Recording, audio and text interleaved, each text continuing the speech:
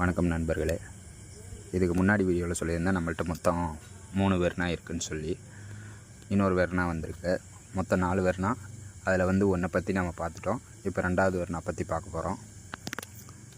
இந்த வெர்னா பார்த்திங்கன்னா Hyundai Verna 1.6 model, 2013க்கு 14 ரெஜிஸ்ட்ரேஷனுங்க.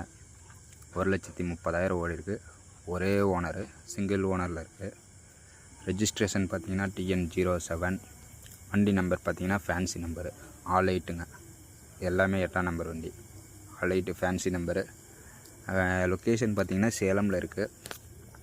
Price பார்த்திங்கன்னா 4,30,000 கேட்குறாங்க. நெகோஷியபிள் தான்.